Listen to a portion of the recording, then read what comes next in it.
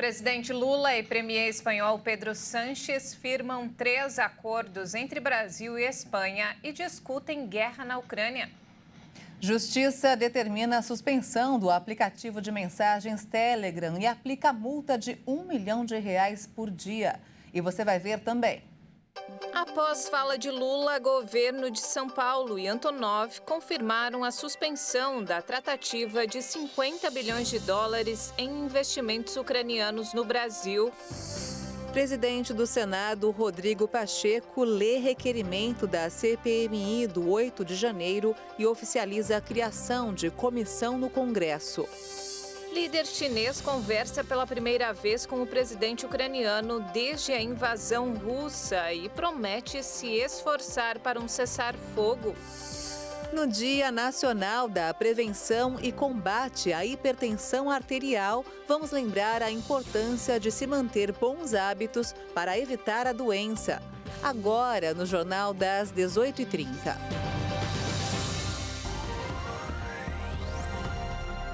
Olá, boa noite. São 18h33 pelo horário de Brasília. Boa noite. Você acompanha agora as principais notícias do Brasil e do mundo desta quarta-feira. E no último dia da viagem à Europa, o presidente Lula se encontrou com o primeiro-ministro e rei da Espanha. Lula voltou a criticar a continuidade da guerra na Ucrânia e defendeu uma maior participação dos países no Conselho de Segurança da ONU. Lula foi recebido por Pedro Sánchez na residência oficial do primeiro-ministro e sede do governo espanhol. Da conversa entre eles resultaram acordos nas áreas de educação, ciências, tecnologia e trabalho. Lula e Sánchez discutiram lado a lado e responderam perguntas de jornalistas. Durante o discurso, Lula prometeu investimentos na educação e proteção do meio ambiente e disse estar confiante que a Espanha ajude na finalização do acordo entre a União Europeia e o Mercosul. O presidente brasileiro voltou a elogiar a China e alfinetar os Estados Unidos e sua contribuição para guerras ao redor do mundo, como o recente conflito entre Rússia e Ucrânia. Mas, ao contrário do primeiro-ministro espanhol, que fez questão de citar o presidente russo como agressor, Lula defendeu a criação de um novo G20 para negociar o fim do confronto. O erro aconteceu, a guerra começou. Agora não adianta ficar dizendo quem está certo ou quem está errado. Agora o que precisa é fazer a guerra parar. Questionado sobre a Crimeia, península ucraniana anexada ilegalmente pelo regime de Putin em 2014, e que Lula chegou a dizer que a Ucrânia poderia pensar em entregar à Rússia, desta vez o presidente brasileiro mudou o tom e afirmou que o assunto não cabe a ele. Antes de voltar ao Brasil, Lula participou de um almoço oferecido pelo rei Felipe VI no Palácio Real, em Madrid. A viagem a Portugal e Espanha foi a 5ª do presidente ao exterior desde que tomou posse em janeiro deste ano, sendo a primeira à Europa. E ainda repercutindo as declarações do presidente sobre o conflito no leste europeu, o Brasil perdeu um negócio de mais de 250 bilhões de reais após as falas de Lula no início do mês sobre a guerra na Ucrânia. A estatal ucraniana Antonov decidiu suspender as negociações para instalar uma produção de aviões no Brasil. O investimento de 50 bilhões de dólares, cerca de 253 bilhões de reais, previa a geração de 10 mil empregos diretos e indiretos, com instalações de fábricas em São Paulo e no Paraná. O Brasil havia sido escolhido porque a Ucrânia o considerava um país neutro em relação à guerra. Recentemente, o presidente brasileiro atribuiu à Ucrânia parte da culpa pelo conflito. A estatal pode retomar as tratativas caso o governo envie um ofício formal desfazendo possíveis mal-entendidos, expressando interesse em dar seguimento ao projeto e em cooperar bilateralmente. E o presidente do Senado, Rodrigo Pacheco, leu hoje o requerimento que permite a criação da Comissão Mista Parlamentar de Inquérito dos atos do dia 8 de janeiro no Palácio do Planalto. Próximo passo é a definição de proporcionalidade, que determina a composição da mesa e das comissões de acordo com o artigo 58 da Constituição Federal. E, por último, o ofício às lideranças para a indicação dos membros.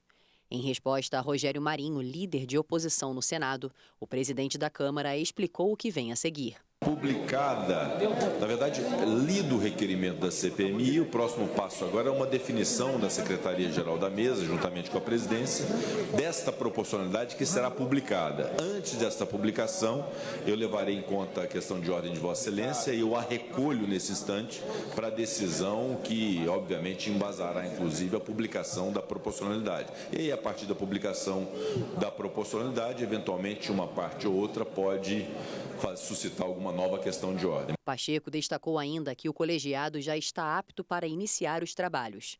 A leitura do requerimento de abertura é o primeiro passo burocrático para que uma CPMI funcione. Isso só é feito se forem contemplados alguns critérios, como o número mínimo de assinaturas, um fato determinado para a investigação e o orçamento necessário para o funcionamento do colegiado. A CPMI do dia 8 de janeiro atendeu a todos esses requisitos. A previsão é que a comissão seja instalada na semana que vem. Serão 16 integrantes titulares e mais 16 suplentes de cada uma das casas, Câmara e Senado, o total de 64 membros. A divulgação das imagens do circuito interno de segurança do Palácio do Planalto na semana passada levou à demissão de Gonçalves Dias e ao apoio do governo Lula à criação da CPMI. O Supremo Tribunal Federal vai julgar no plenário virtual da Corte, entre os dias 3 e 8 de maio, mais 250 denúncias contra envolvidos nos atos de 8 de janeiro. As outras 200 denúncias que serão analisadas foram apresentadas contra investigados no inquérito que mira os instigadores dos atos. O Supremo já recebeu as primeiras 100 denúncias pelos atos e decidiu tornar réus os acusados. Uma segunda leva de 200 denúncias está sendo analisada até o dia 2 de maio. E o ex-presidente Jair Bolsonaro disse à Polícia Federal em depoimento hoje que compartilhou sem querer um vídeo que questionava as eleições de 2022. O depoimento sobre a investigação aos ataques de 8 de janeiro durou cerca de 2 horas. A determinação do ministro do STF, Alexandre de Moraes, foi baseada em uma postagem de Bolsonaro que, segundo Moraes, poderia ter estimulado os atos de invasão aos prédios dos 3 poderes em janeiro. Ao tomar a decisão, Moraes atendeu a um pedido da Procuradoria-Geral da República e deu prazo de 10 dias para a Polícia Federal ouvir o ex-presidente.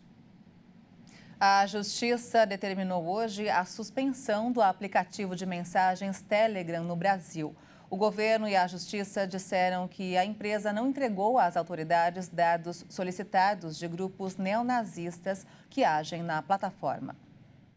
No contexto de uma investigação sobre grupos nazistas e neonazistas que atuam em redes sociais, particularmente uma delas, a Polícia Federal pediu e o Poder Judiciário deferiu que a rede social que não está cumprindo as decisões, no caso o Telegram, tenha uma multa de R$ 1 milhão por dia e suspensão temporária das atividades, afirmou a jornalistas o ministro da Justiça e Segurança Pública, Flávio Dino, em um vídeo divulgado por sua assessoria. O ex-ministro da Justiça e ex-secretário de Segurança Pública do Distrito Federal, Anderson Torres, apresentou hoje um habeas corpus junto ao STF.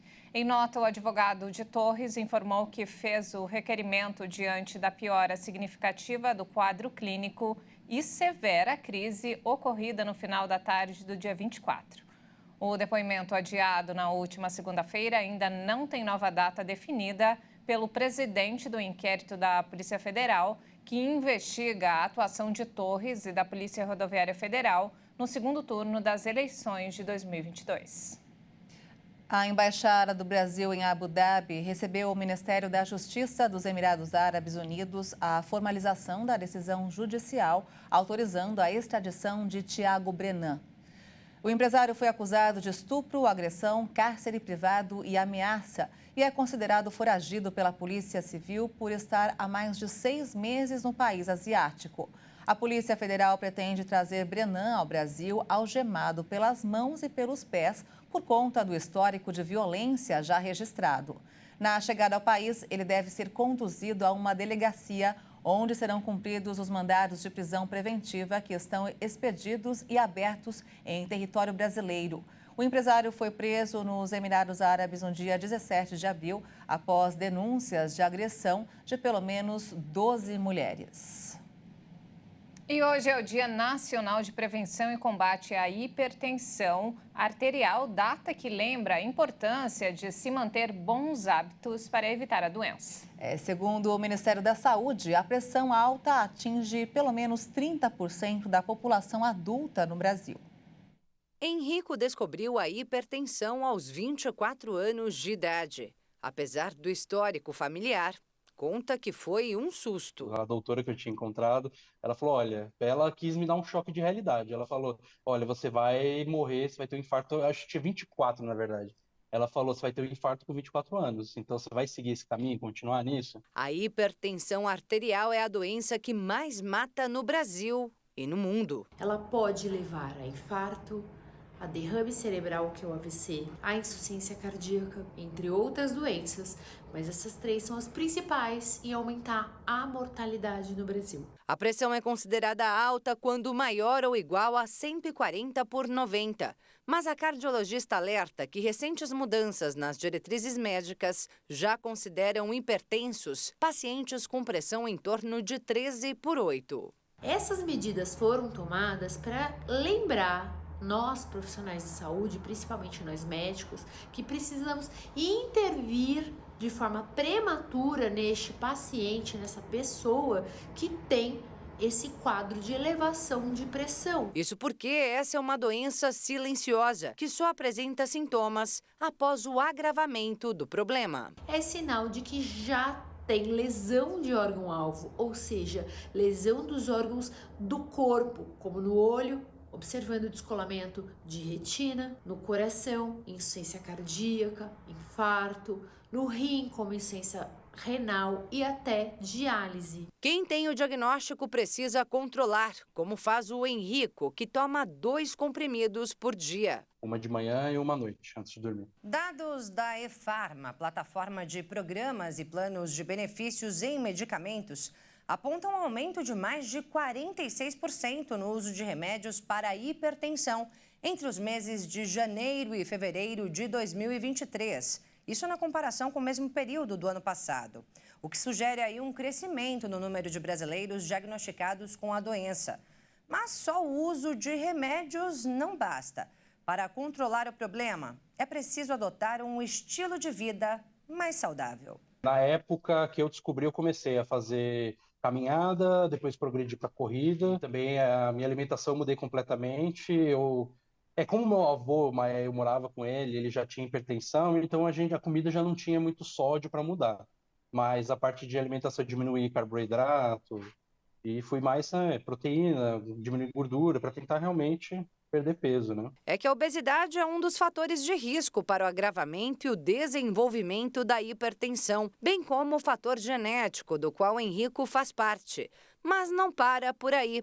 Consumo excessivo de sal, sedentarismo e o tabagismo são outros hábitos que precisam ser deixados para trás por quem não quer se tornar um paciente da doença. Hoje, estudante de medicina, Henrico lembra que pequenas mudanças realmente salvam vidas. E a mudança tem que ser hoje. Você tem que fazer. É isso aí.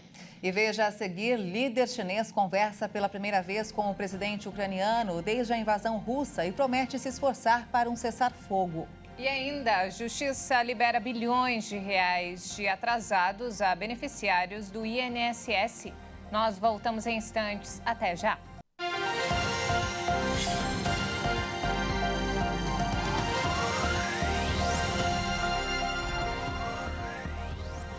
E nós estamos de volta, 18 horas e 48 minutos pelo horário de Brasília. E vamos agora direto ao Rio de Janeiro com informações desta quarta-feira com o repórter Anderson Nascimento. Boa noite, Anderson.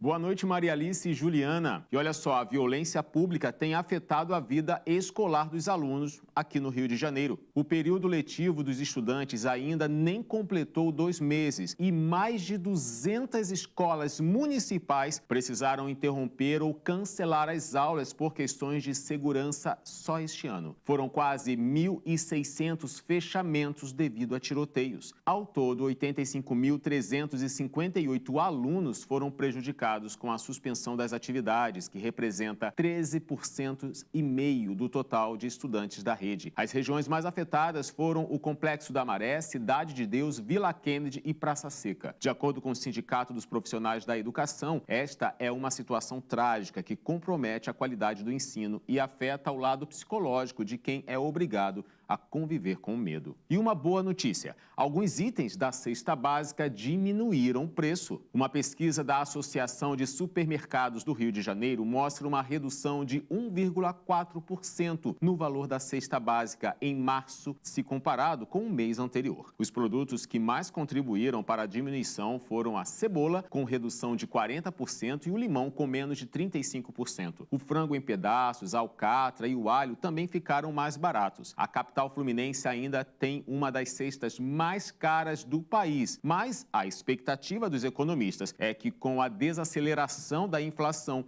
o preço continue diminuindo ao longo do ano. Bom, vamos torcer por isso. Eu fico por aqui e amanhã eu volto com mais informações do Rio. Até lá! E vamos agora ao mercado financeiro. O dólar fechou a sessão desta quarta-feira em queda, com investidores de olho nos dados da prévia da inflação do Brasil, nos dados econômicos no exterior e na criação da Comissão Parlamentar Mista de Inquérito dos atos do dia 8 de janeiro. A moeda norte-americana caiu 0,14% e encerrou o dia cotada a R$ 5,05 na venda. E a Justiça liberou mais de 2 bilhões de reais para o pagamento de atrasados para os beneficiários do INSS. O valor corresponde à revisão de aposentadorias, auxílios-doença e pensões. A liberação foi feita pelo Conselho da Justiça Federal e o valor liberado é de 2 bilhões e 300 milhões de reais. O montante corresponde a atrasados para beneficiários do INSS, que conseguiram a concessão ou revisão do benefício na Justiça. São ações de revisão de aposentadorias, auxílios-doença, pensões e outros benefícios. Juntos, eles somam quase 89 mil processos, destinados a mais de 257 mil pessoas. Os pagamentos serão feitos para casos de requisições de pequeno valor, que totalizam até 60 salários mínimos, ou R$ 78.120. As ações são relativas ao mês de março deste ano e o dinheiro já foi repassado para os tribunais regionais federais, que farão o pagamento. A informação sobre a liberação dos valores pode ser obtida por consulta no portal do Tribunal Regional Federal responsável. Nos destaques internacionais, os presidentes da China, Xi Jinping, e da Ucrânia, Volodymyr Zelensky, conversaram hoje por telefone pela primeira vez desde o início da guerra no leste europeu. A comunidade internacional aplaudiu o diálogo. Em tom ameno, que durou aproximadamente 1 hora, Xi Jinping e Zelensky debateram sobre uma aproximação e a abertura de um diálogo para um acordo de paz entre Rússia e Ucrânia. A indicação de um embaixador à Ucrânia para a China vai ajudar a relação entre os dois países.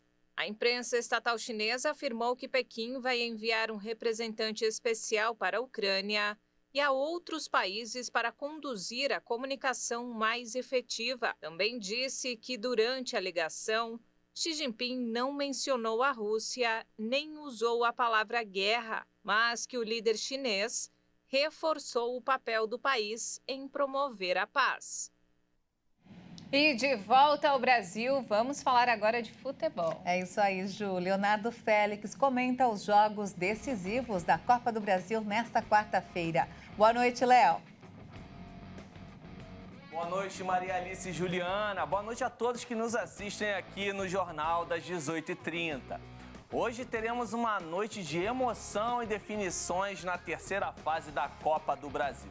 Serão 8 partidas que vão definir os classificados para as oitavas de final. E entre elas eu destaco 2 tentativas de escapar de um vexame histórico. O Flamengo joga no Maracanã contra o Maringá e precisa reverter a vantagem de 2 gols do time paranaense, obtida na primeira partida. Dessa forma, vai levar a disputa para os pênaltis. A equipe do sul do país pode perder por até 1 gol de diferença que se classifica.